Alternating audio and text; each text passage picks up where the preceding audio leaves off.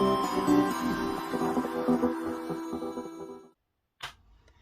guys, it's M.A.D.D.Y. I don't know, but today is I gotta say it right. Go! My favorite sports team day. And it's also my sister's birthday. And we were supposed to go to the beach. I was ready. But someone didn't tell me when to go. So guess who wasn't at the beach today? Me. That's fine. I like this Red Bull day. So, if I can't spend a day with my sister, might as well spend a day with Mark and Tyler. And today is honestly not Tyler's sports life part 2. It is Mentor Sports Primer. Motor Sports Primer. So like race cars, like a racing primer. Oh, okay. It might happen after this. Like next week we'll have a part 2 to Tyler's story because I'm actually very interested. But yeah, we'll see. Alright, with that being said, let's get into this.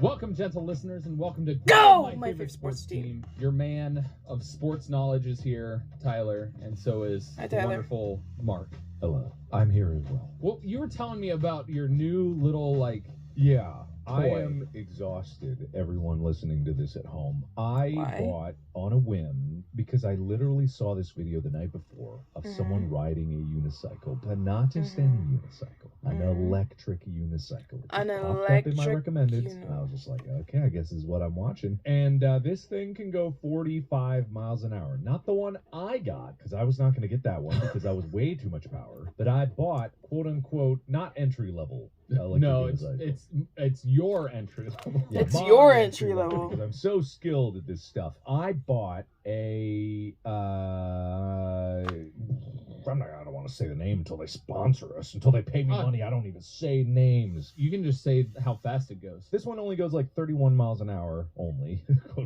Only. It's got a 2200 watt motor. It can have 75 miles of range. It's got tons of batteries packed into a unicycle. And I've never ridden a unicycle in my life, let alone an electric one. So I spent about an hour trying to just stand and move on it. And then my goal at the end of it was just to ride it in one circle, one continuous looping circle, even if it fell right as I got to the end of the circle. It's really difficult because you tense every muscle in your body trying to find that balance. And you gotta my heart rate was up at 165 the entire time that I was trying this for especially the last 30 minutes of it. I was just continuing I gotta get this, I get in these modes. And so I did that. I literally, when I got off it and I did it, I was just I was so out of breath. I had no idea. And I wasn't going anywhere. That's the craziest thing. It's just I was tensing all the muscles in my body and trying to make quick micro adjustments. But I got an electric unicycle and I rode it a little bit. I do not plan to make it my daily driver or commute on it or anything. It's just for fun. It is only for that purpose. And I will not take that on normal city streets. It's almost like after a certain point in time, you find a new challenge. Yeah. Whatever it is. At one point, it was learning guitar. Mm-hmm. And being able to do that. And I feel like every time you get an interest into something, right now it's recently become motorized things. Specifically electric motorized electric things. Motorized things. And yeah, because I got an e-bike a while ago, Super 73. Please sponsor the podcast. We would give you all the love in the world because I love my e-bike. It's a Super 73 RX. They are apparently talking about making me a custom one. Ooh. So then maybe you, Tyler, can also get a sweet, sweet ride. Well, I'm excited because I have ridden one. When I hung out with you on the 4th of July, we rode up and watched some fireworks. Yeah. And it was quite a joy. Until yours ran out of battery. Yeah, that's not their fault. We forgot to charge that one. That was already dead by the time you got on it. So if anyone knows me, I either like to be in the front of a pack or the back of the pack. So I was in the back of the pack. And everybody's up this hill, and they're like, "Where's Tyler?" And I'm pedaling up this giant hill. And you kept up. I was shocked because I could only take that thing up maybe like 5 miles an hour up that thing. I had motivation. I was lost, and there were cars. No, but I love this thing. Just the other day, from recording this, I actually rode that 16 miles to Corridor, which I'm doing an internship with them. And then I rode it 10 miles, and then I rode it 16 miles back home, about 15. I forgot to charge it at the second stop, so it died just before I got up the mountain. And it was just like right at the bottom of it. I was like, oh my God. So Amy had to come rescue me. But I love that thing. I've put about 300 miles on it so far, and I've had it for maybe like 2.5 weeks. Well, the reason I bring it up is because today's episode, after we deal with the important sports news, and the what do we call it? The part where your soul gets merged with the spirits of the ether. The possession. The possession. Okay, let's call it that. Let's call it that. Of your guys' comments that are directed towards me. But we are going to be talking about motorsports today. Okay, but first up, we've got the possession. Oh, yes. I'm ready. Okay, all right. Okay. Aiden Draws RE says, as much of a non-sport person as I am, I think the podcast is excellent for introducing someone like me to sports. This is going great. Tyler's explanations and footnotes provide a lot of insight into games and sports culture. Additionally, some of Mark's anecdotes, not anecdotes, round the audience. That said, I think Mark can get a little grating most of the time. And my point is, can the showmanship be toned down a little? I think of Go My Favorite Sports Team as a dialogue, not a competition. And although I understand the thought process of playing the idiot, does he have to play that role so frequently? About that. I've never been so mad at a ghost possessing my body.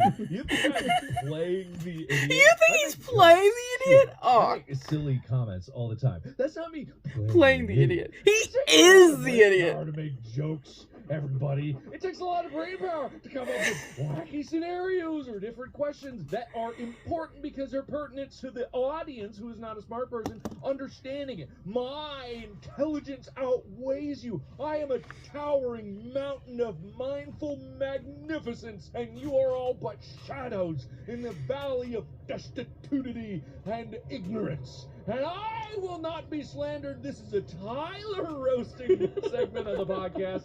And I will take no further criticism. I also would like to add to this in the fact that all of those instances where you think Mark's hamming it up actually helps to force me to think about things in a different way. I thought you were going to say all those moments when you think Mark's hamming it up. He's really that stupid. I could have. No, it forces me to think about things that I don't normally think about with the sports I'm talking about. Like, it's almost like when I went on a live stream with you and we talked about Five Nights at Freddy's, and I'd never played Five Nights at Freddy's. Right. It's one of those things where a person thinks about it in a different manner so that it forces you as an individual to be able to explain it in a different way so that it's understood by people that don't know the necessary like jargon or dialect that go along with the sport that I'm referring to. Yes, yeah. So in all honesty, like I'm not bothered by this at all. No. I like to talk. This is how we normally talk anyway, just in terms of joking and being ridiculous. Like, none of this is all that different from a normal dialogue. But at the same time, there are many moments when I really don't know what the hell you're talking about, and I have to do it. But I am trying to phrase my questions in a way so that it gives Tyler the right opportunity to answer in a way that will be digestible and understandable. So it's not that I'm dumbing it down for everyone. I'm trying to understand, and I make very pointed questions that may seem obvious to you, and it doesn't mean I'm dumb. I make jokes, but it's all good. It's all good. It's all good. And also, we're entertainers. It's supposed to be fun to listen. Yeah. Stupid. You're dumb. I'm not dumb. You're dumb. Professor Gigi says, Tyler says no but way more than he says nuance, which is interesting because you say no, comma, but which is interesting because all of those improv classes we've taken for years. Yeah, but I have to correct you when you say something that's not accurate. Well, do you or do you not yes anding me? I'll yes and your Yes thing. And you're an idiot. No, I'm gonna take Bob's. I'm gonna yes but you. Yes, you but. just did. You went yes, but. I heard it. All right. So this is an actual question, sports related. I don't have the person who asked it, but question from a Welshman, if that makes any difference. A Welshman. Okay. Should athletes be made to finish college before going pro? Okay, so this is an interesting topic because this is a thing that I have an issue with regards to collegiate athletes being amateurs, right? In the United States, it is a point that at 18 you are an adult. You can sign contracts, you can do everything any normal adult can do with your name, likeness, image, all of that stuff. Cool. So I personally believe that the NCAA is in cahoots with professional sports organizations, forcing athletes to have to go to college and compete for their own monetary gain. The NCAA wants that money. Really? So that athletes have to be so much removed from high school before they go pro. They hide it in a guise. There's actually a whole episode I can do on this, but I'm going to give a brief overview. They hide it in a guise that's kind of like, we want them to be more educated, more knowledgeable. But in reality, what they're just doing is forcing people to have to attend college in order to eventually make it pro. And I don't think that's fair because at 18, I could sign a contract, I could get a job, I could join the military. Any of those things you could do at 18, but why can't I go pro? Okay, but what about from this angle? So when you're 18, yes, you have all the rights and whatnot. But technically speaking, you're not done growing at that point.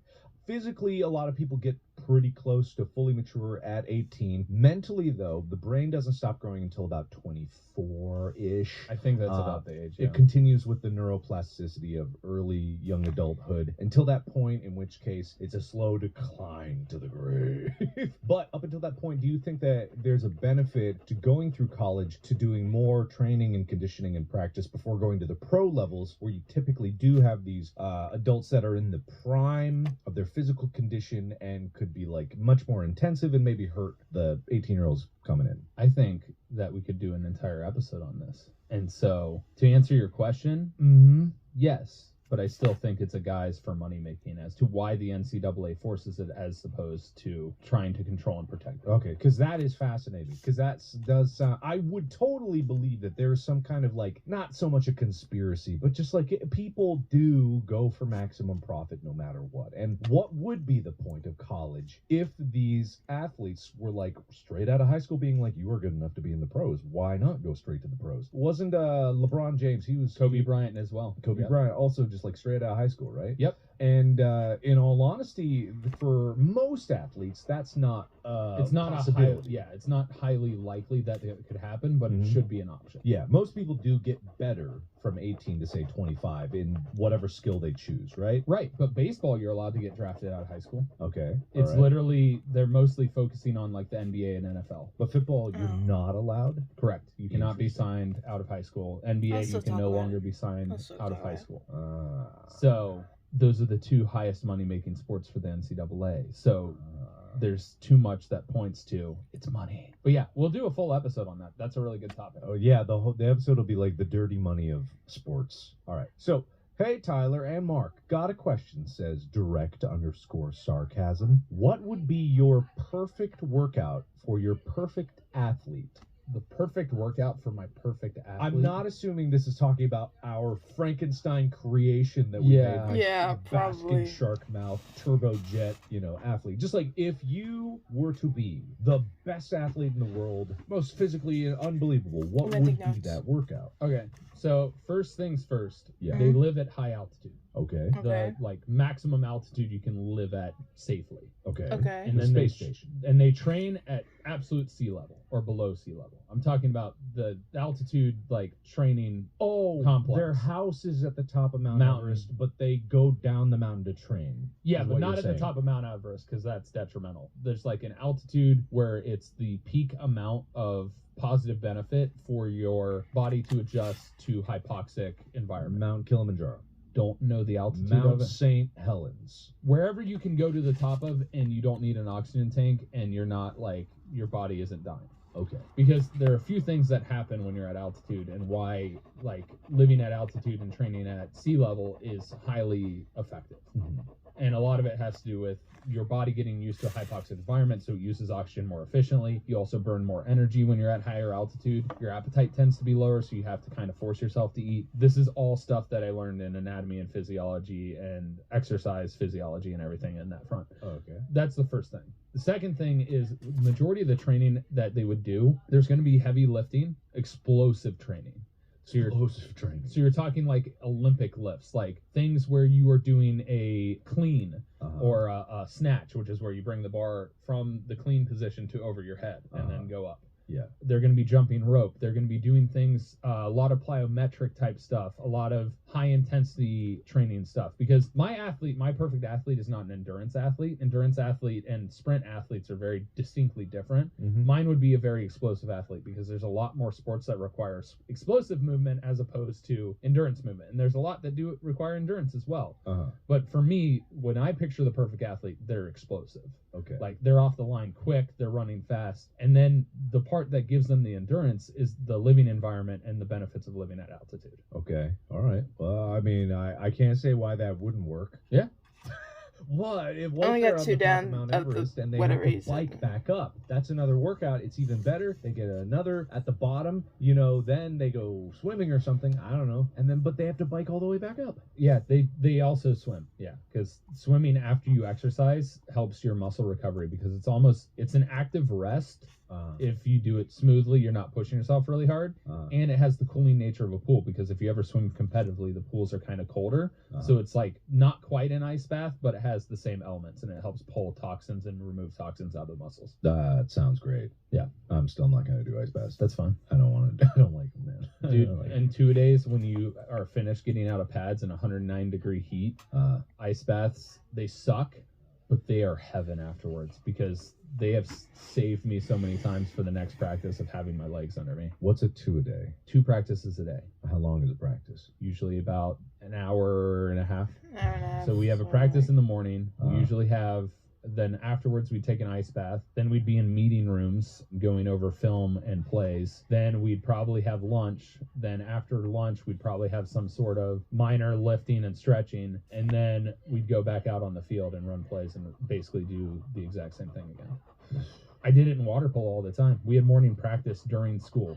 I'd get to the school, Mark, at like 5 a.m. And we'd swim and lift, eat breakfast, go to class. This is why I fell asleep in some classes. And then afterwards we would practice again. That's a lot. Yeah. I don't want to do that. Yeah. I'm not going to do that. Okay, that's fine. But All right. the perfect athlete will probably do 2 a days. What about 3 days? Kobe Bryant did 2 a days. Actually, here's a funny thing. Not to extend this too long, but I did 2 a days for a while. When I was training with Alex, what I would do is in the morning we had our 7 a.m. session and I would train for an hour, and it was pretty intense. A lot of what you're talking about, like plyometric stuff, like and lifting. Then in the afternoons, because for some reason I was super obsessed with like getting in incredible shape, and for a while there I was in really, really good shape. I had this is not a good metric, but I was doing like a 30-minute 5K. I was maxing out my dumbbell set that I had. I was doing incline with 32.5 kilograms. When I started, I was not anywhere near. And then in the afternoons, I went to this CrossFit gym, and I was doing CrossFit there too. I was not like great at what I was doing, but I was able to keep up the entire session. CrossFit's kind of funky and weird. I'm not shitting on it or anything. I love watching CrossFit competitions, but it was weird because when I got there, they were like, all right, you're going to clean and jerk. And I'm like, oh, what? I don't know how to do it. And here's the bar. It's like, Clean? yeah, Jerk. I know. I've seen people do it, but doesn't mean I know the muscles to do it. Thankfully, the gym owner Wow, that's gave a me some lot of pointers, but C's. there's a lot of people there, and he's like, yeah, just have fun. Wow. I'm like, I could die. Anyway.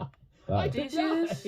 That's pretty much how I felt the entire time there. And they were like, yeah, we're going to do a muscle up now. And I'm like, That I'm starts. sorry, with what? I've never God. done Jesus never done one of Christ. those before. I didn't do one that day.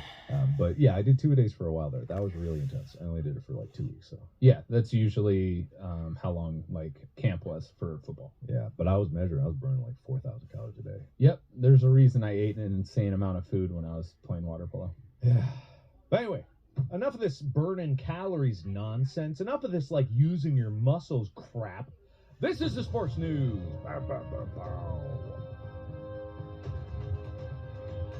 What's new in the world today, Tyler? Well, there's a big thing happening with college football. A lot of the major conferences in college sports are realigning and becoming super conferences. It's looking like there's going to be 4 major conferences instead of, I think there's like 8 now. The Big Ten is acquiring UCLA and USC. So Okay, back up a second. Okay, go ahead. So when you say super conference, what is a normal conference? A normal conference was like 10 schools. Okay. That would compete in all of their athletic events. So Okay. the Big Ten, for example, is like Michigan, Ohio State, Rutgers, Maryland, Michigan State, Nebraska, Iowa, Illinois. Originally, it was called the Big Ten because there were 10 schools. Okay. And that's a conference for sports and collegiate athletics. Oh, okay. So what I thought the Big Ten was the selected teams after they've played through. No, that's a conference that plays against each other to determine a conference champion who then moves on potentially into like the college football playoffs. Okay.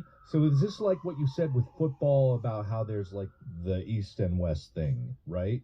Right. You know, like the NFL football teams. Oh, you're talking about like AFC versus NFC. Yeah, and that each thing. one has their own conference. Like, Is that a conference? Yeah, AFC North is a conference. So Okay, AFC cool. North is the Baltimore Ravens, the Pittsburgh Steelers, the Okay. Cincinnati Bengals, and the Cleveland Browns. So what's the benefit of a super conference? The benefit of a super conference is that it helps in determining who is actually the most prestigious and best performing school. And ultimately, it comes down to money. It's so that the schools can hype up, because SEC, the Southeastern Conference, has an agreement with ESPN for media rights Okay. to broadcast their games. All right. And so they're considered the best of the best, and they argue they're the best football program in the world, in the nation. The conference. In college. Yeah. Who owns the conference? It's usually like a board of directors and trustees, and nobody I can't think of anybody who owns the conference. It's like a conference underneath the NCAA. Much like the AFC North is a conference under the NFL. So going back to feudal times as a comparison, this is like the vassals organizing under the king, you know, each like state, sovereign territory within the country united, each is divided up into vassalhoods, and sometimes other countries could be. Yes. But they're all subservient to the king. The kingdom Yeah, is the conference. Okay, Yeah. got it. Yeah. All right, cool. Cool. That I had to like think that broke my brain because I think so sports like that this is so common knowledge, but I was like, honestly, oh my gosh. This is all news to me. But so anyway. it's basically they organize to compete against each other every year. So like Right. Michigan and Ohio State play every year, or Okay. so think about it like the round robin tournaments. Like you play everybody, and then the best record against everybody moves on into the bracket tournament. And this is significant because There's massive realignment. Realignment. What does that mean? That means schools are leaving the conference they're currently in and joining another one. Is it not dictated by distance, like in a certain area? It used to be. It's not anymore. Because the way technology is advanced with flights and buses and all the stuff that we have now versus when the NCAA first formed, it's a lot easier for them to just travel for games. The Big Ten mostly was like the Midwest. It was like Ohio, Pennsylvania, New York, Illinois, Indiana, and then it kind of expanded a little bit and went in and grabbed like Nebraska and Iowa, Minnesota. Like it was all like that Great Lakes area. And now they've expanded and grabbed teams that are not in that region. Okay, cool. Got it. I got it. Okay. I got it. I'm So, good. The crazy part is complete West Coast. Here in LA, UCLA and USC are leaving the conference that was mostly the West Coast Conference, which was called the Pac-10. It was the Pacific Athletic Conference. Okay. They are leaving now in the next couple of years to join the Big Ten. Okay. And the SEC has been doing the same thing and grabbing schools like Texas A&M and the teams that were in the Big 12, which were mostly like also the Midwest, but the Southern Midwest. Oh, the Big Ten is 10 conferences. No, it's one God conference. damn it. The Big Ten is one conference. What is the Big 12? The Big 12 is another conference. So they're You named... can't have the Big 10 and the Big Yes. 12. The Big 12 would contain some of the Big 10. No, It would be the no. bigger 12. No. It would be the bigger 12. That's not how it works. Yes, it is. No, that's not how it works. They can't both be the Big 10 and the Big 12. It doesn't make any sense. They're not equally big. One's 10, one's 12. One's bigger than the other, by definition. It was defined by the number of schools that were in the conference. Then they don't count right. Are these colleges? I thought they knew things. I thought they were educated. 12 is bigger than 10. Okay, on to a different news thing. Oh, okay. There were 10 schools in the Big 10. There were 12 schools in the Big 12. They were different schools. Okay. But they both decided to call themselves Big this number. And that's how they became their You'd think, though, that if you were in the marketing department and you knew they made the Big 10, you'd be like, well, we'll be the bigger 12. Yeah. We'll be the Baker's Dozen. Baker's Dozen team. Is there a Baker's Dozen conference? No, there's a Sun Belt the conference. BDC? What is that? There's a Mountain West conference. Well, I don't care about those. Tell me when there's a Baker's Dozen. There's conference. an American conference. Like the names are they're arbitrary. all in America. I know they're arbitrary. They're arbitrary names that just are like, we're a part of this group. Oh my god. Okay, all right. I'm moving on. I'm moving past. The other thing is the WNBA just had their All-Star game. Okay, cool. And it turned out that Team Stewart lost to Team Wilson. Okay. They're named after the captains who chose the members of the team, much like the NBA does that. They do the same thing. This was an all-star game, right? Correct. So this was the best of the best. Okay. So do they, like in schoolyards, go like round robin, pick teammates? Yes. I pick you, I pick you, I pick you? Yeah. Really? Yeah. That's cool. They moved to that, I like that system, Yeah. I think, within the last 5 years. It's more fun that way. Yeah, and the whole thing is it's just to put on a show and have fun and highlight who's good. Okay. Like, both of them, the team who wins and the team who loses, money goes to charity. Yeah. So they've integrated that, and it's really cool. All of the players, though, were wearing Brittany Griner's jersey. The one who's currently in Russia. In Russia, right? Yeah, who's trapped in Russia. Which makes no sense. Why has she not been rescued yet? Yeah. It's completely absurd. I mean, whatever is going on diplomatically, I know very little of it other than she's being kept in a Russian prison, and it's just because she was found to have marijuana or CBD oil, not marijuana, CBD oil. So it's against Russian law. Oh my god. Yeah. So there's a whole diplomatic disaster that's going on with that, and obviously Brittany Griner is a well-known name in sport, so it gets a lot of attention. Brittany Griner is. She's very tall. Not enough. And very athletic. Yeah, and not enough attention to where she should be back. She should be back already. Yeah. The Wimbledon men's final has finished. Novak Djokovic beat Nick Kyrgios. These names are hard to pronounce. For his fourth consecutive Wimbledon title. Okay. So he's won it 4 years in a row now. Great. That marks, I think, 3 of the 4 majors in tennis have been completed now. The final one is the U.S. Open that's going to be taking place in August and into September. Are there tennis conferences? No. Is there a Big 10 tennis? No. Big 14? No. Are there schools for tennis, or is it still individual? Tennis clubs and coaches exist, but no, there's like the conferences that I was talking about are all college. All of the sports go into that conference. So if you're in the Big 10, regardless of what sport you're playing, and if you're on Ohio State or Michigan State or Iowa or Minnesota, you play against teams within the Big 10. So the same schools. Okay. So like wrestling does the same thing. Oh, it applies to all sports. Correct. There are some exclusions that happen, like Notre Dame has been independent for a lot of years, and they recently signed a contract where their men's football and basketball would compete in the ACC, which is the Atlantic Coast Conference, but the rest of their sports remained independent. What does it mean to be independent? It just means you do not belong to any conference, so you can schedule your own games and create your own schedule based on what you want to do, as opposed to having the conference governing body deciding your competition schedules. Isn't that better? Not necessarily, because it requires more work from your athletic department, and sometimes you have a harder time scheduling games or playing against what you would consider elite competition. Okay. All right. It's over my head, but in my opinion, I think if everybody was independent, it'd be a little bit harder to determine who's the better team in the nation for when you do the major championships, like the NCAA men's basketball tournament, or the NCAA women's basketball tournament. Like, playing within those conferences help them play against higher levels of competition to then showcase that they can compete at the highest level and potentially win the championship. That's good information. You want a fun fact? Yeah. The world's fastest tennis serve was 156 miles an hour. Who served it? I don't remember. Oh. Why would I remember that? You're looking up sports stuff, though. No, I was watching a video. Someone made a trebuchet that was powered by a flywheel, and he was trying to get it to throw a tennis ball faster than the fastest tennis serve in the world. And it was very difficult to do. It required a lot of energy, a very robust trebuchet. And this thing, even when it was below the world record, it flew. It was nuts. So that like someone actually serving that thing at 156 miles an hour is unreal. Yeah. It's kind of crazy. Anyway, fun fact. That was a great fun fact. Thank you. I think that'll conclude our live update of sports happenings in the world. All right, we'll be back next week with more sports.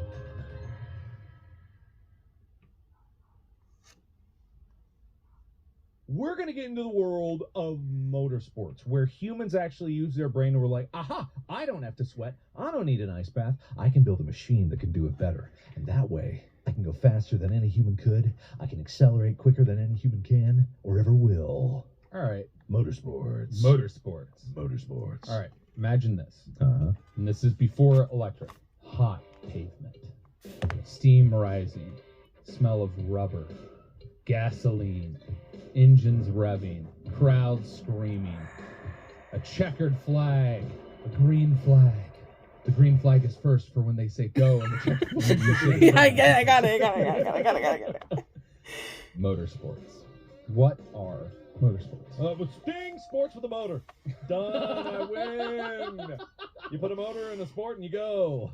The rules of defining require that you don't use words that are within the word you are defining. I switched them around. You still use You still use them. You still use the word. Competition. What are the rules? I need to go back to the. Will, please play the first episode, but in 5 seconds.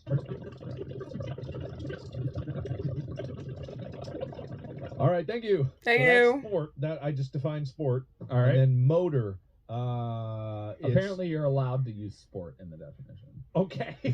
Okay. It's a sport with a motor. It's a sport with a device With a that device. propels by consuming energy to output physical action. Motor. I like it. So, according to the Oxford Dictionary, Uh-huh. a sport involving the racing of motor vehicles, especially cars and motorcycles. Okay. All right. What different types of motorsports are there? Just talking about vehicles. Okay. You got your bikes, cars. Formula One is still cars, Still but cars. it's technically different. An open wheel. Monster truck rallies. Monster truck rallies. Boat. Yep. Plane. Yep. Blimp. Blimp No. racing. There's no blimp racing. Oh, motors- this we should put be. motor on. This should be. We don't. Blimps, no. Blimps are too expensive, and no. There's no blimp racing. At one point in human history, There probably was. blimps have raced. I guarantee you that. Yes. If there's anything that can go at a certain speed, there's been 2 people that have been like, I can go faster than you. I'll kill your family. No way you can. All right. So we've got cars. Submarines. It's not on my list, but yes. War. They're racing. War. Trust They me. are racing. They're racing them torpedoes. Unicycles. It's not on here because most of the time when you say that type of cycle, it's mostly Electric. I doubt there are right now. Like, Yeah, there not probably yet. will be at some There point. will Those be, things for go sure. fast.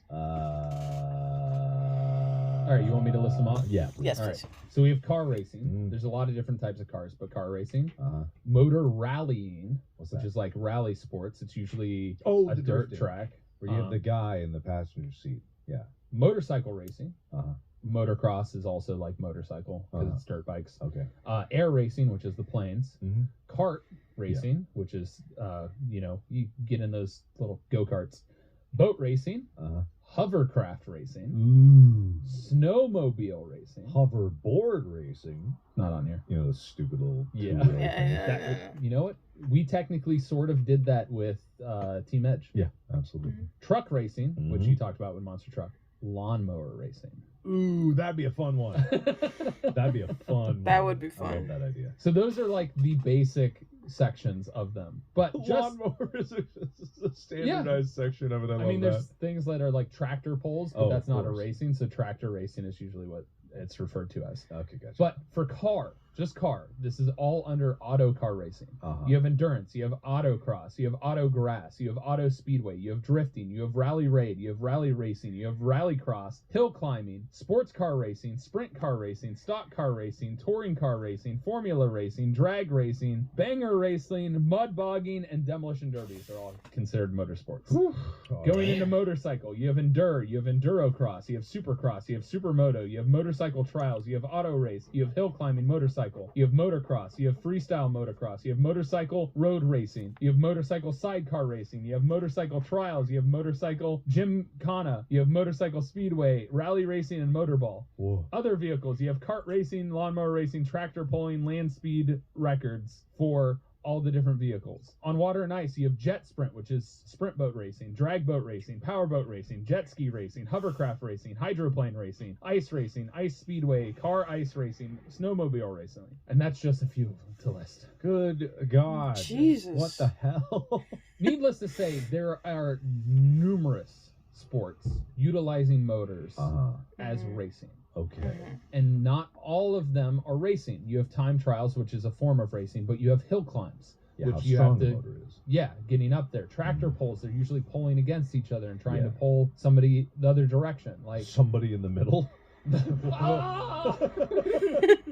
the modern torture chamber. You just get one of the strong men, and see how hard they can hold it. 2 sports in 1, it's amazing. Ripped in half. Yeah, well, they let go before, but if they're really into it, they'll hold on. But yeah, motorsports are numerous and massive. The most famous motor races. Wait, let me think. I know a couple. Yeah, okay. Not Kentucky Derby's horse. That is a horse. That is a horse. That is a horse. Indy 500. That is one of them. All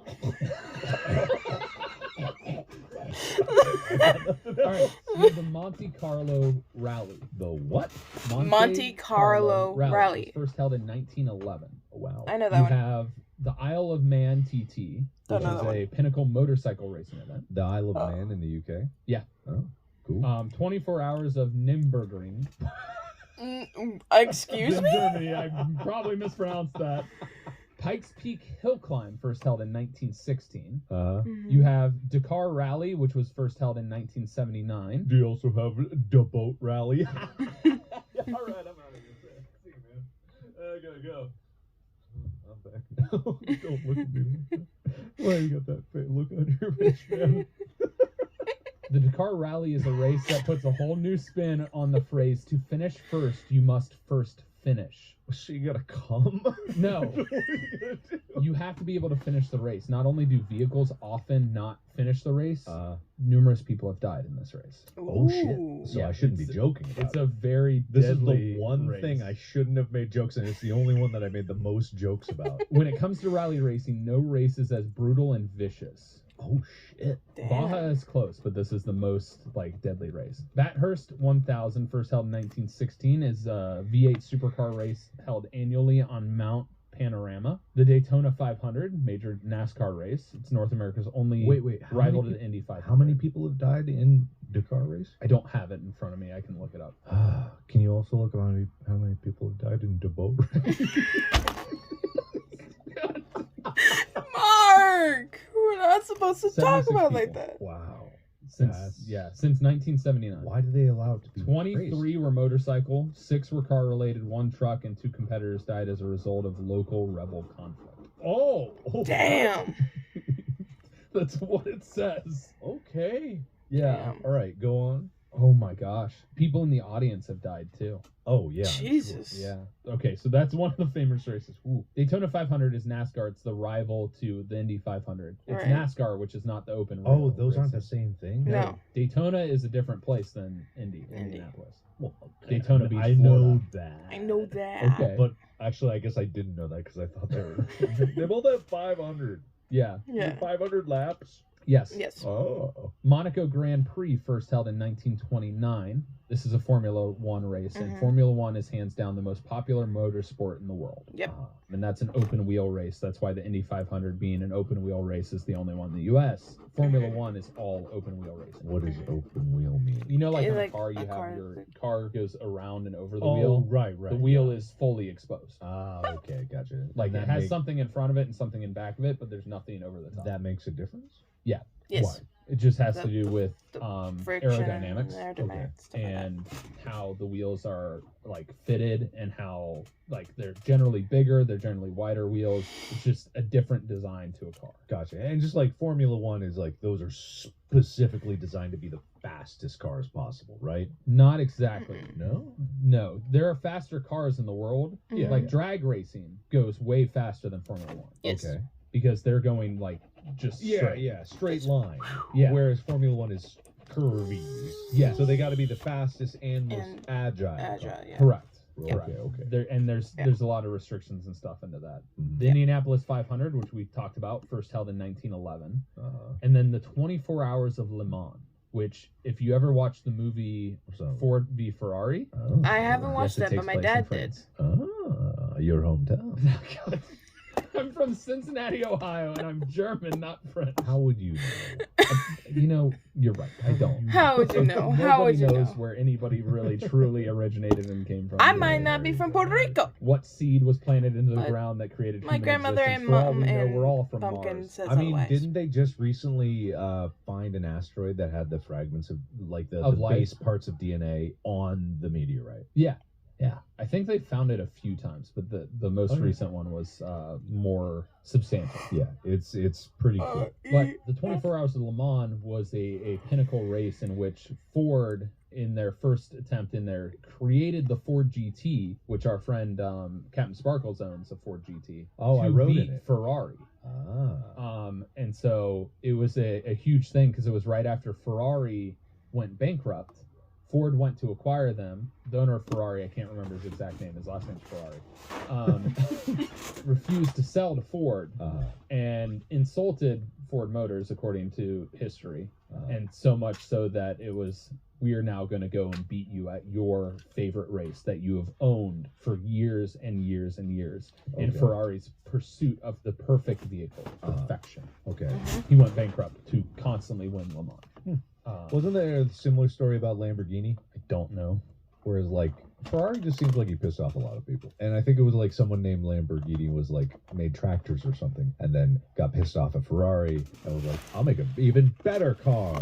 And I don't know if it's better, but it's I mean, you know, that's a lot of toxic masculinity. You know, you're mean to one another, and it's like, I'm gonna beat you at this. what? I've never experienced that a day in my life. What do you mean, Mark?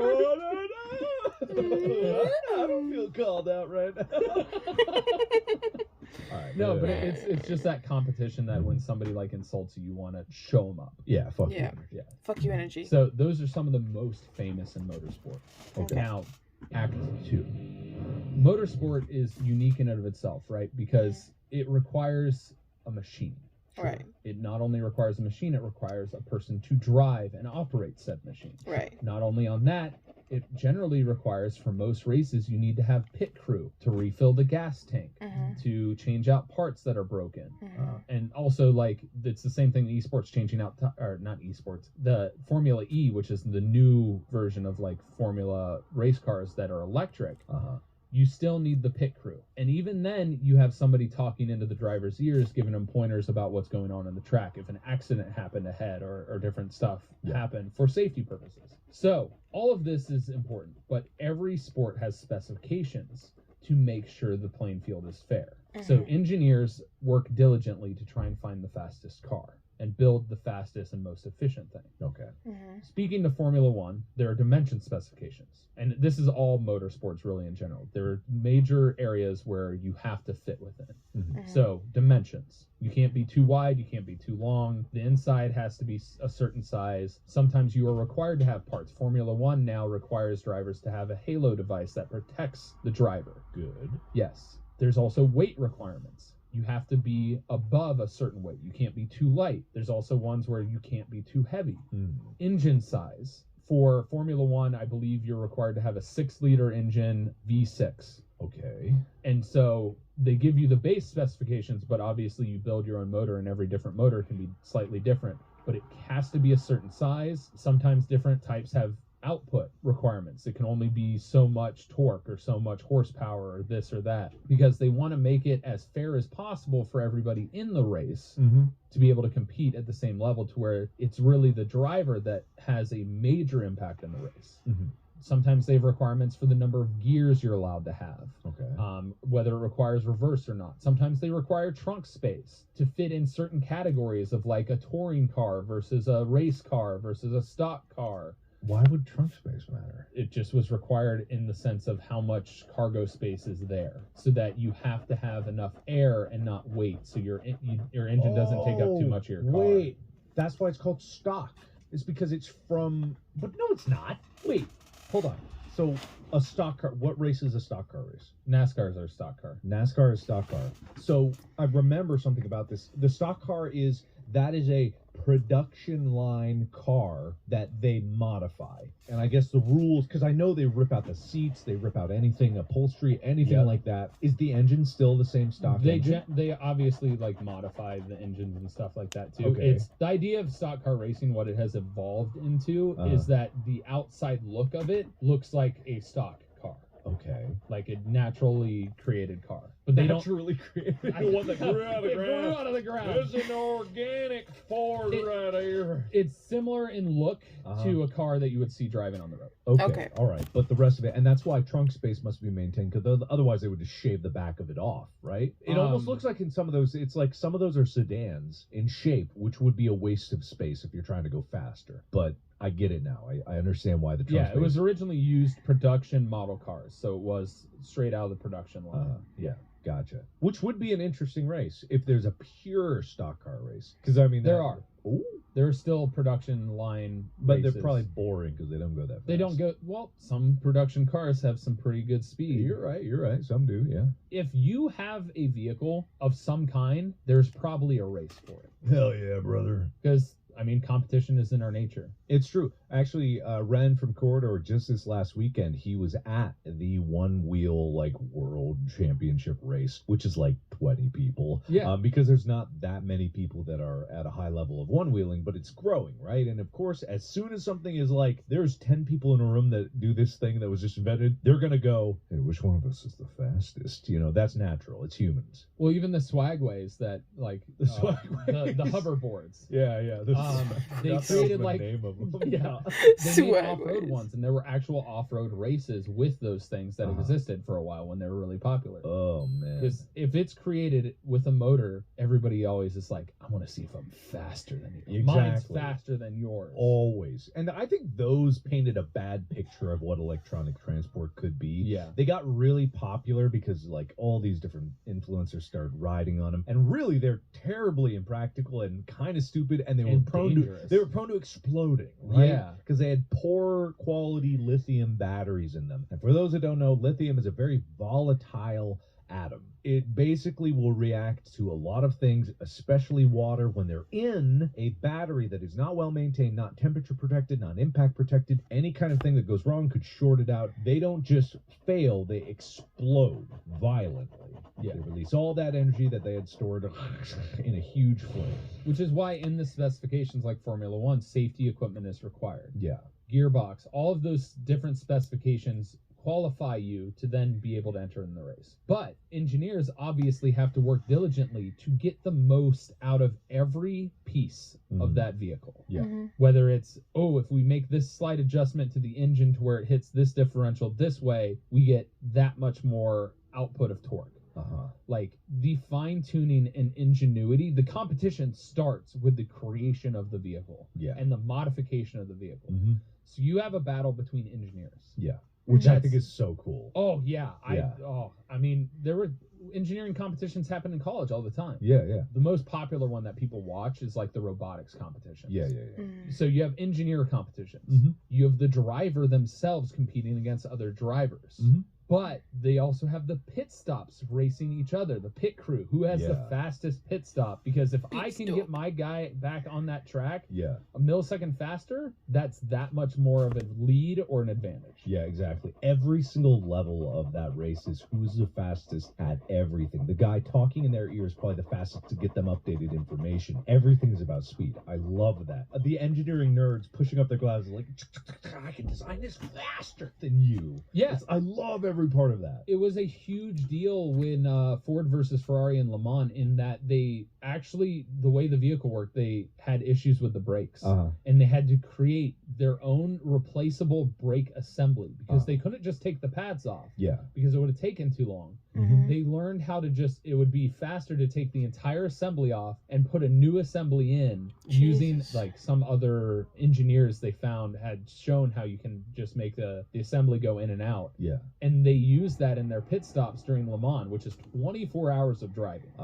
To have that advantage, because otherwise they would have lost so much more time on the track trying to replace these burnt out pads. Yeah, and this is what I love about competition in general. And you know, capitalist mayhem and nightmare aside, competition does drive innovation. And whether it comes down to these races where these engineers are trying to eke out the tiniest bit of performance to the space race. The space race of the Cold War, trying to get to the moon first. The amount of technologies that were invented because of that race in such a tiny amount of time, like literally a 5-year span. Well, it was actually like 8 to 12 years. But in that tiny window of human history, the amount of strides that were made because of the need, the absolute need to get there, no matter what, and to do it right, safely, question mark, like quote there was like safely. If you've ever watched like the historical documents of like the distance, like the thickness of the walls that the astronaut had between them and outer space was so small. It's just the margins of error for getting there, the amount of fuel that they had. But that's what I love, when human brain power is working at its peak. Yeah. And it's like this, it's this group drive. There's a word for this feeling that occurs when humans are, say, at a concert. They're experiencing an emotion together all at the same time. I know that's the driving force of why people love to go to concerts, not just for the music, but for that connection to other people. It's why they go to stadiums, to feel that. You can feel the electricity in the air. I forget what the actual term is, but there is a human psychology term for it. And I love it because there's a sister term that I can't remember, but it's when everyone is pointed in the same direction with the same goal. And it's like, there can be no failure. It's so beautiful. It grinds people to dust underneath it. This is where the nightmare part of that comes in. But it's like all towards one common goal. I love that. Well, and my favorite part about that is in those moments, you can find the people that will absolutely set aside their ego and recognize, you know this field better than I do, but I know this better than you do. Yeah. And how they collectively end up intertwining. Oh, it's so beautiful. Yeah, it's why I love to relate humans. People think that humans, if they ever make it to space and stuff like that, they'll be like standing at like equals in terms of these other noble aliens. I don't think so. I think humans are the orcs of the universe. I really do. We just get in these big metal contraptions, we hit them with wrenches, we're like, oh, go fat. You know, orcs from 40K. Oh, they're hilarious. I the love way them. They just make random weapons like, this goes here, it works. You know, it's just like, they're so guttural, but everything they do is just like trying to go faster, trying to make it go bigger, trying to blow up things with bigger, more DACA. You know, you got to have more, and they're just screaming, hooting, and hollering. And I'm like, that's what humanity looks like. If aliens are watching us right now, that is what we look like. I kind of suspect that the rest of the universe does not approach speed and sport in the same way that we do. We have this need to compete in our blood, and it's undeniable. I love it in certain aspects. I hate it in others, but, you know, love it or hate it, kind of humanity loves competition. Yeah, and that's the greatest thing about motorsports. As I've looked into it more and more over my life, further understood how far the competition goes, because initially it's like, oh, this is boring, it's just the driver. I'm like, no, the engineers, the crew, like everything involved. Like the driver is the one who gets the most accolades because he's the most famous person. He's the one behind the wheel of the car. Yeah. And if he screws up, everybody's work is nonsense. Yeah. But, it's just beautiful when it works and the way minds work. Like, imagine, you know, when they were trying to think about re-entry, imagine being that one person that was like, no, it's impossible to absorb all of it. We need to reflect it. And everybody's mind just going, oh, no, because it was like, this is literally impossible. Like, they were stuck on that for so long. You're talking re-entry into the atmosphere. For those that are not keeping up with it. Yeah. Not Formula One or Indy 500 or anything like that. Re-entry into the vehicle. Re-entry into the atmosphere, because yes, it is just an ungodly amount of energy. There's no way to actually absorb it. So yeah, they need to deflect it. They need to shed it off somehow. Yeah, and just the math people just being like, that's what we need to do. And then it all was like, it's possible. Yeah. And that's incredible. Mm-hmm. It is. So that was Act 2. Act 3, the human element. Your guy is behind the wheel, and you're talking about something that's going... Or girl, yeah. Guy to me is non-gendered. I call everybody guy, I call everybody dude. So I apologize for that if other people get confused by that. But whoever is behind the wheel of the vehicle, the minute fractions of movement to control a vehicle going hundreds of miles an hour, or behind a bike, or behind a jet ski, or a boat, or a plane. Like, one fraction of an inch can result in a major crash. One minuscule slip of the hand could result in losing control of the vehicle. Not braking just enough, you don't make the turn. The angles, the eye-hand coordination, the motor skills. Not only for a short time, but you're doing 500 laps in like the Indy 500 or the Daytona or the Le Mans for 24 hours. Granted, they switch out drivers. Insane. Yeah. Endurance is massive. So we are going to build the perfect elements of a motorsports team. From the engineers to the pit crew to the driver to the team lead, who's the guy on the radio. Okay. So let's start with the engineers, Mark. Okay, the engineers building the car? Yes. All right. Well, they're cars themselves. Am I making this like the freak athlete? Yes. Okay.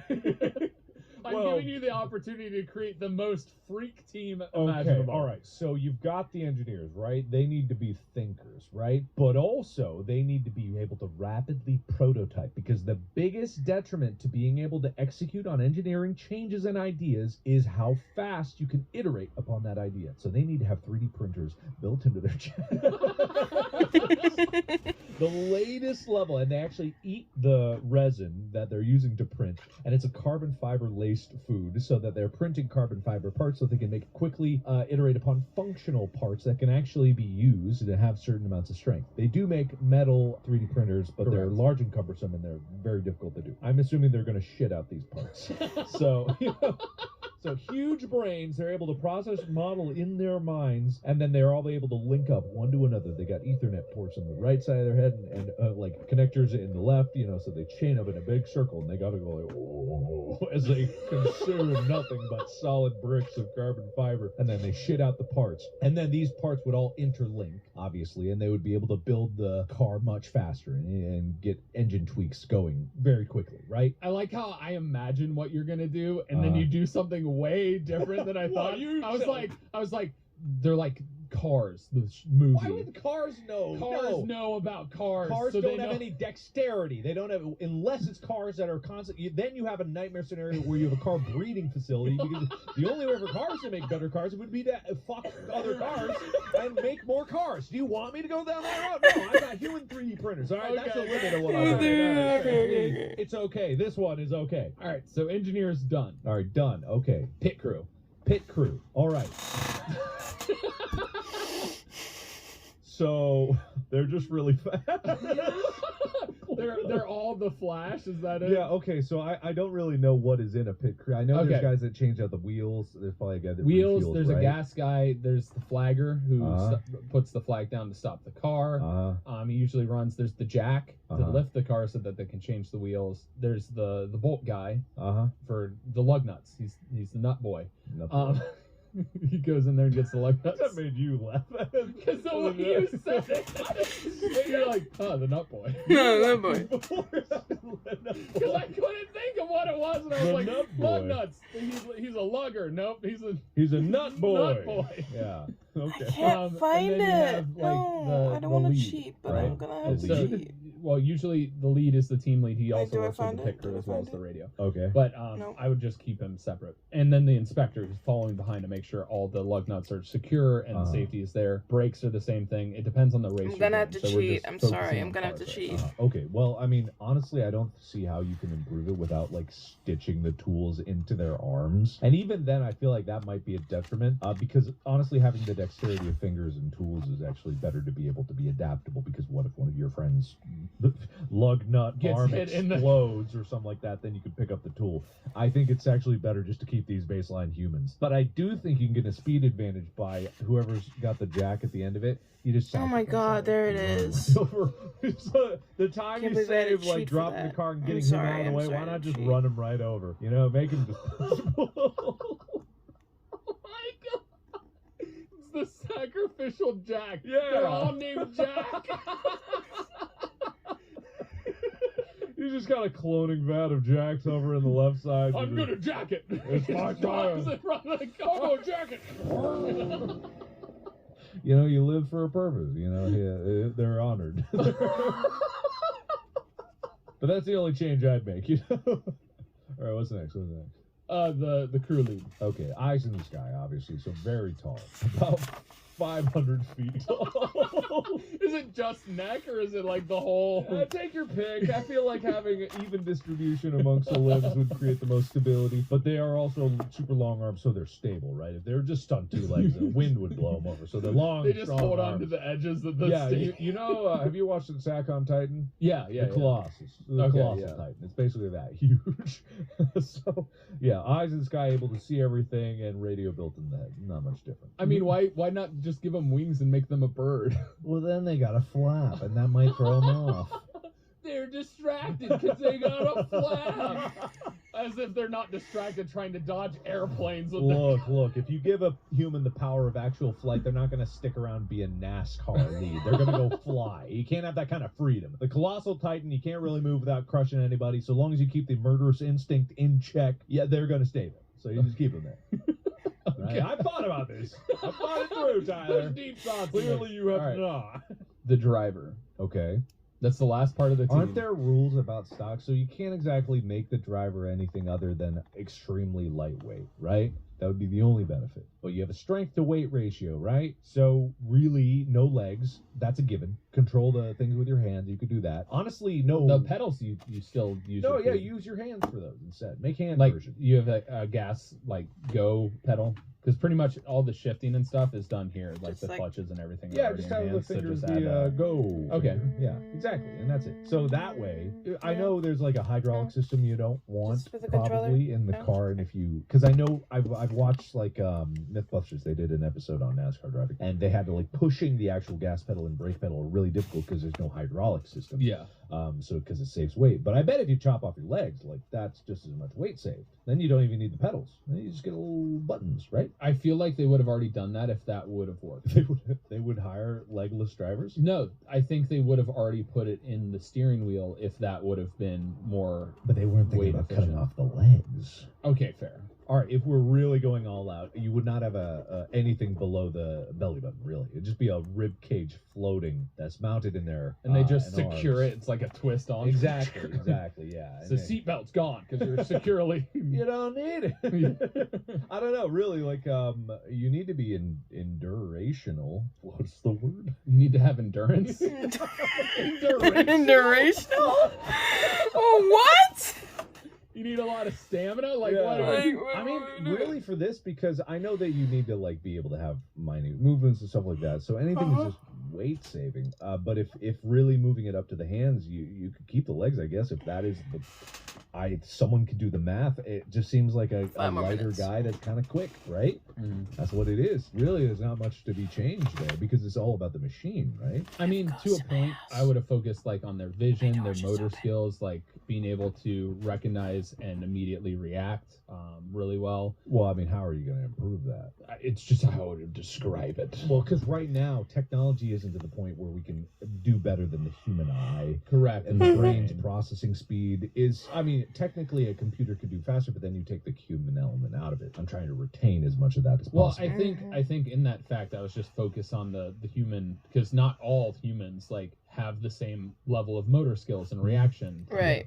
So like actual people that play video games have been shown to have some of the best reaction times of athletes in general. Yeah. When it comes to like just quick movements, and controlled quick movements especially. Yeah, absolutely. I think that more people, it's just like the training, right? It's the amount of stuff that you do in terms of getting to that point. I think baseline humans are usually roughly on the same plane, more or less. There are freak athletes here.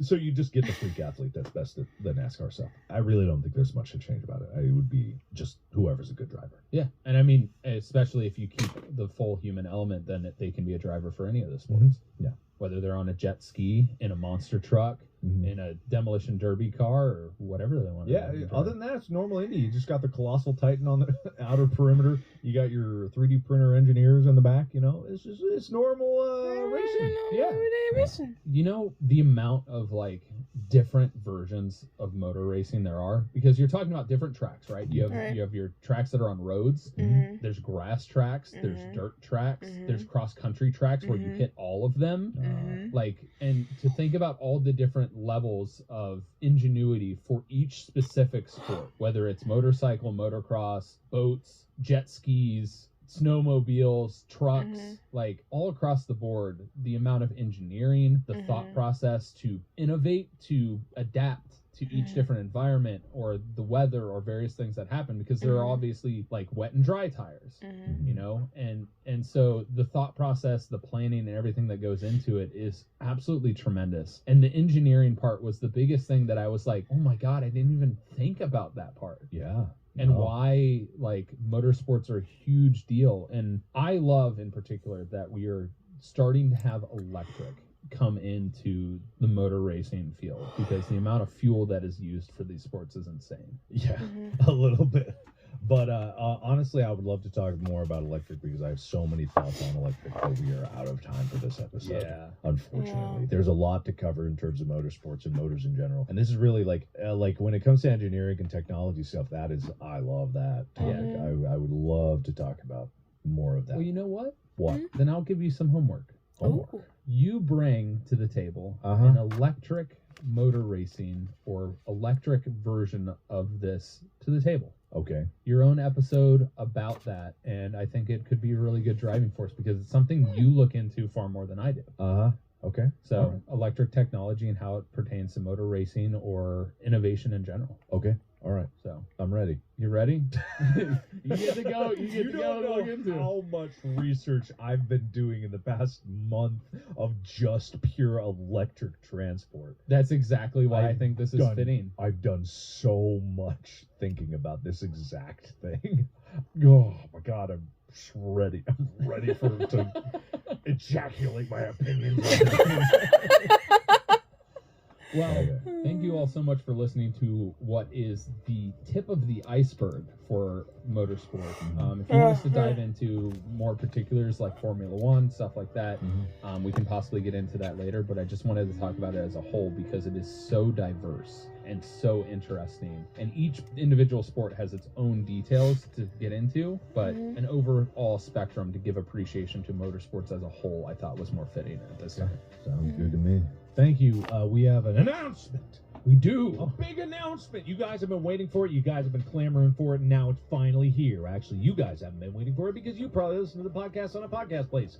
But the YouTube channel is launching with highlights coming at you 3 times a week. Yes, they will be coming Tuesday, Thursday, and Saturday. Efficient scheduling for everybody to enjoy, so that we can rely more on the accountable YouTube algorithm to suggest and make us the #1 sports podcast in the world. And on top of that, there will be bonus live action stuff that does appear on the YouTube channel when we are able to get that done. Absolutely. Tyler being my butler will happen. Tyler being my chauffeur. No, you will being my happen. chauffeur. You being his chauffeur, him being your butler. Thank you, and get ready to go watch some cool sports-related content. Yeah, check us out on Twitter, YouTube, Facebook, wherever the hell we are as individuals, as well as the podcast. Yes. Okay. Bye-bye. Bye. So that was the motor primer, and forgive me for yawning. It's not because I'm tired. I just yawn. Excuse me. I yawn for no reason. I'm not really tired. I really am not. But I was staying up all night trying to do trying to edit the copyright areas of Zombies 2. So that may be why I'm tired, but I'm not like tired, like I'm gonna go to sleep after this, and I just yawn sometimes without even knowing. Well, I know it. It's not like I don't know it, but it's like, whatever. Alright, so let's talk about some stuff. I only have 4 points. 4 points. Okay, so I mentioned my cousin Gio, right? Yeah, so he wants to be a baseball player when he grows up, just kind of like his dad and kind of like my dad, but they didn't really go pro. Well, Uncle Freddie went pro for a little bit, but not like super, super pro. Yeah. But he wants to go to college in order to do baseball, but after Tyler saying, oh, like for baseball, you can always just, if you're good enough, you can always just go directly to Major League. So it's like, oh, then what do I talk about? He wants to either go to the San Francisco Giants or the Washington Nationals, and the reason why he wants to do either as SF Giants or Nationals is because his dad works for the Washington Nationals, so kind of a thing. But if he turns out to be a Yankee, I will watch him, But I'll probably support him no matter what team he's on, Okay, so monster truck rallies. Okay, let me. Do I have it here? Oh fuck! Is it in there? Okay, I'll be right back. This is important. Okay, I'll be right back. Okay, I'm back. So, this is my favorite monster truck of all time. Okay, so a little backstory. When was the first? Okay, hold on. I gotta ask him. I can't ask him. He is currently on a call with a client. So, fuck.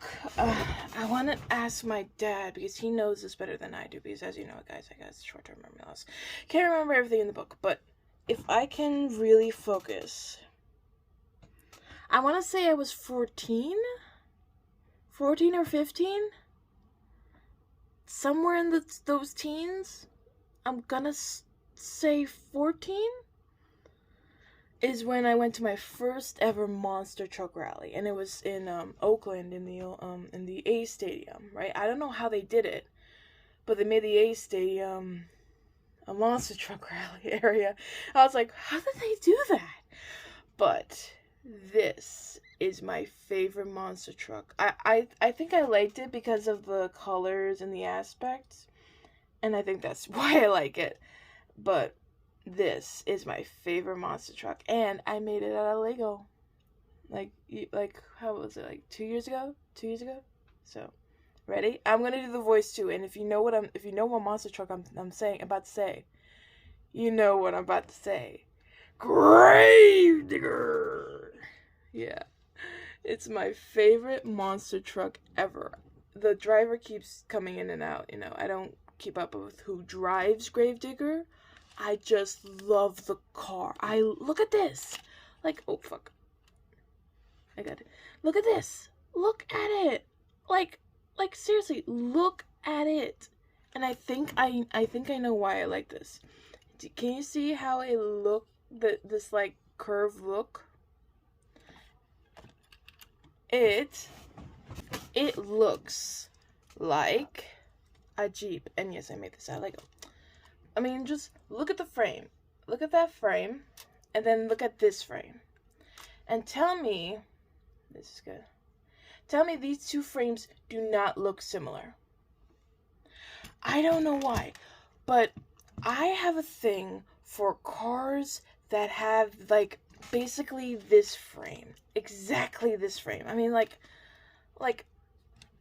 tell me that you do not see a semblance. Like, they're basically the same. They're just, this one is like with monster truck wheels instead of like all around like wheels to like go on dirt and mud. And, like, this is a monster truck. This is a legit monster truck Jeep. This is what I call it. It's my monster truck Jeep. And there's like all the other cars look the same, but this looks aesthetically pleasing. I got it. Aesthetically pleasing because of the color and just like look at that. Look at that. Isn't that cool? I mean, like, I don't know, but this is my favorite monster truck, so I'm gonna have to put these back. But anyway, yeah, that's my favorite monster truck. And the first one I'm gonna say is 14. I'm gonna buckle down, say 14.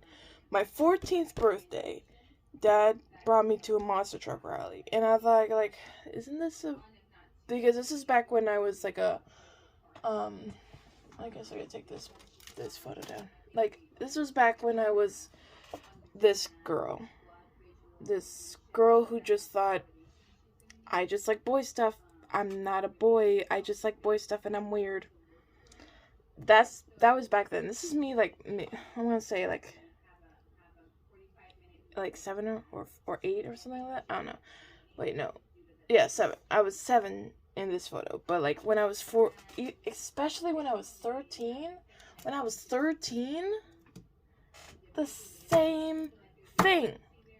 Same thing. Same mental concept. I was just like, I'm just a girl who is really into boy stuff. It's fine. So my brilliant dad brought me to my first ever monster truck rally for my birthday. It was awesome. And for 3 consecutive years in a row, 3. Every year on my birthday, Dad would scramble as much money as he can, getting like discount tickets or whatever he can find, of having me and him at a monster truck rally so I can see Gravedigger. It was like, that's like the most fondant memory I have, is me and my dad in a monster truck rally, just hearing those engines roar and just like, and just the smashing of cars and just pure destruction. It's just like, it was awesome. It was so awesome. So awesome. But, yeah, like, when I have children, no matter what gender, I am taking them to a monster truck rally. I don't care how old they are. They can be like 2 years old. I will take them to a monster truck rally with those headphones and make them watch it, because that's freaking awesome. Every child should go to a monster truck rally. If you're a parent watching this, first off, second off, make your child see it. I don't care what gender they are. I don't care if they even like cars. Just take them. It's exhilarating. It's just so much fun. Like, I can geek about monster trucks all day long, especially Gravedigger. Oh, okay.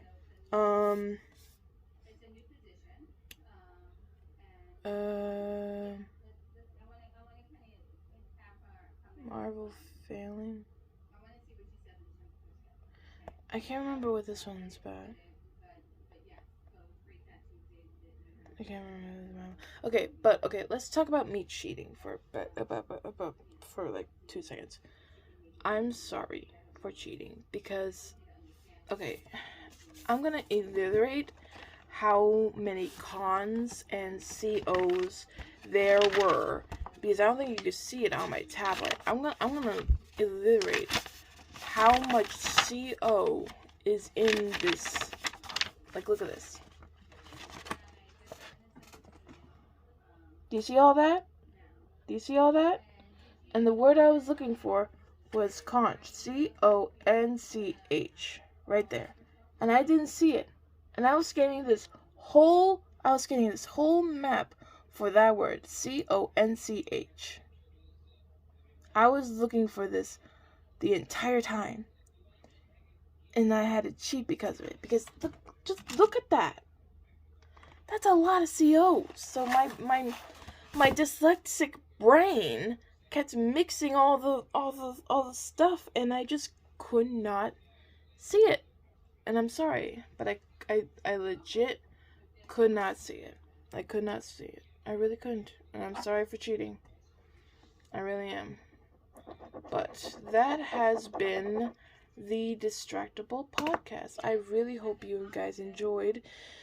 If you guys enjoyed, make sure you leave a like and subscribe to my channel. I also have a Patreon where I do like movie reactions and TV shows and stuff, so you better check that out, you know. But anyways, this has been M.A.D.D.Y.